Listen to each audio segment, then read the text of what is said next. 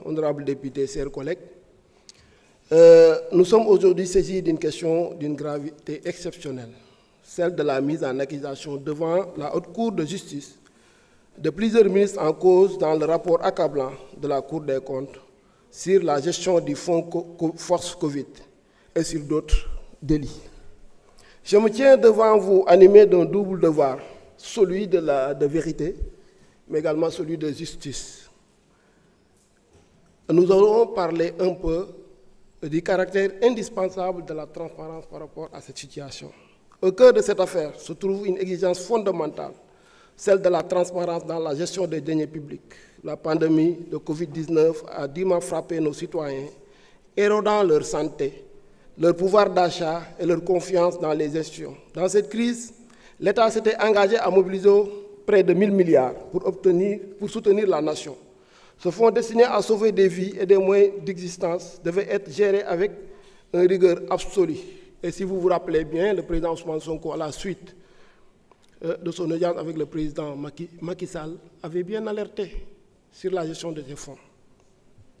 Mais qu'avons-nous constaté? Des surfacturations massives, notamment de près de 6 milliards. Ce n'est pas 2 milliards, c'est bien 6 milliards de francs CFA. Des dépenses totalement déconnectées de l'urgence sanitaire, des frais de réception, des achats de matériel qui n'avaient rien à voir avec la pandémie, des paiements en espèces en violation flagrante des règles de traçabilité, des manquements graves aux obligations de réduction des comptes. Ces faits établis par l'organe suprême de contrôle des finances publiques ne sont ni des insinuations, ni des approximations, ce sont des constats formalisés dans un rapport officiel. Maintenant, parlons un peu de la responsabilité juridique et politique des ministres. Notre Constitution, notamment à son article 101, prévoit la mise en accusation des membres du gouvernement devant la Haute Cour de justice pour des faits qualifiés de crimes ou délits commis dans l'exercice de leurs fonctions. La jurisprudence et les standards internationaux nous rappellent que l'impunité est l'antichambre de la récidive. Nous ne jugeons pas ici seulement des erreurs administratives, mais il s'agit d'actes susceptibles d'être qualifiés pénalement,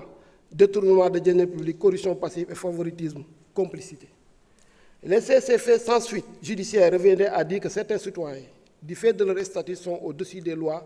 Cela serait une dénaturation grave du principe fondamental de l'égalité de la loi garanti par notre Constitution.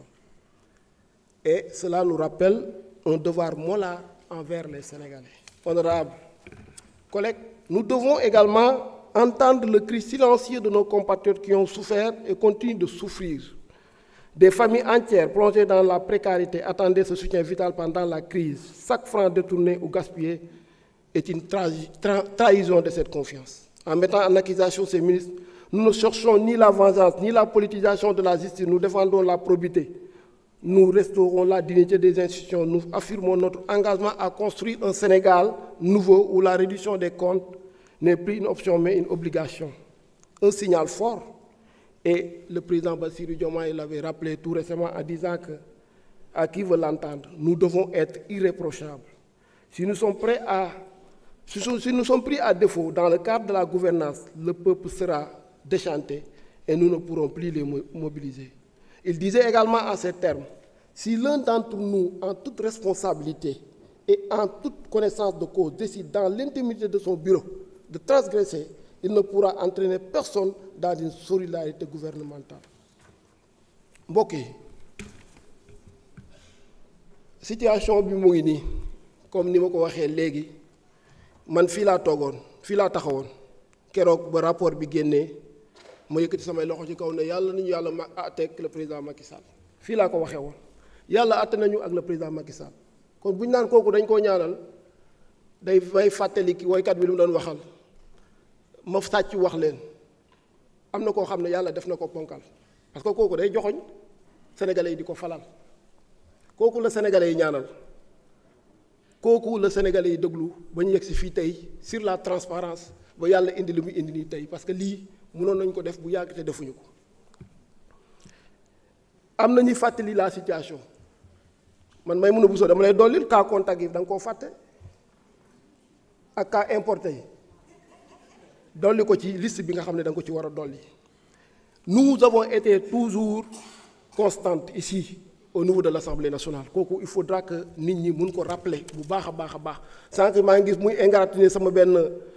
collègue député naan ko kaay fàttali ñu moom ñaata résolution la bind lors de la 14e législature ngeen sànni ko ci tiroir yi alors que y avait une possibilité ngeen ñëw ngeen génnee ko ngeen def ni ñuy def ñun mooy li résolution bu ñu indi fii au niveau de l'Assemblée nationale ñu mun ko teg sur la table ñu xool ko pour njëriñu askan bi donc il a toujours porté les revendications de la population sénégalaise ici à l'Assemblée nationale ci loo yoon boobu laa ko gis muy def ba léegi waxuma la sax biir Sénégal fii mais à travers l'Afrique kooku nag ku ko gisul da ngaa nekk koo xam ne dafa am lu nekk sa xol ba tey gis naa ne nag da ngeen a bañ a dem dinaa leen booleeg Ambe Ndiaye pour ngeen dem dégg naa fi nag mos dem yéen a xam mos yéen a ko xam ñun xamuñu liy mos yéen a mos ba sénégalais yi xamuñ ci lu ñuy dund ñun nag sénégalais yi la ñuy mosal moo tax xam naa ne dinañu dolli te xale yaa ngi wax chocolat bi déliat bi nañ ko ñam seet loolu dañ ko ñamati ko ba pendant 50 ans incha allahu rabbi ci biir Sénégal fii su weesoo loolu ma wax ne lii ñun ñëpp lay interpeller sama collègue yëpp wax nañ ko te le président de la République Bassirou Diomaye Faye aussi tamit wax dëgg yàlla ba mu toogee gouvernement bi rappelé na leen lii dëgg la ñoo ngi koy teg sur la table waaye nañu xam ne ñun aussi tamit ça nous interpelle demain parce que lépp loo xam ne teg nañ ko fi pour di topp qui que ce soit parce que da nga am loo luubal na nga xam ne suba yow mii dans ton exercice aussi tamit de tes fonctions dinañ la boo deful li nga war a def kenn du solidaire ak yow en tout cas moom dina wute ki nga xam ne daa jëloon concam teg ko ci rapport yëpp te dina am kenn ku leen leeral lan moo tax rapport bi génn lan moo tax pôle judiciaire ñu mettre ko en place ñu ngi leen di gërëm di leen sant bu baax. jërëjëf honorable Tafsir Thioye, vous avez la parole. Cheikh Ahmed Tidiane Youm se prépare.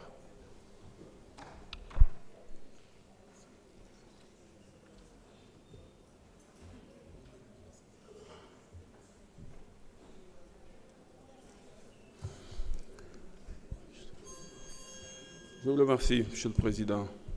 Monsieur le Président, Monsieur le Ministre, très chers collègues, Mesdames, Messieurs. Monsieur le Président, damay sant sunu borom ginnaaw bi mu ñëwee bi mu ñu dimbalee ñu mën a fekkewaat jotaay bi tey li ñu fi waxtaane muy affaire haute cour de justice. Haute cour de justice dafa nekk cour boo xamante ni dafa am solo c'est vrai privilège la privilège de juridiction la parce que bokkul ak yeneen cour yi.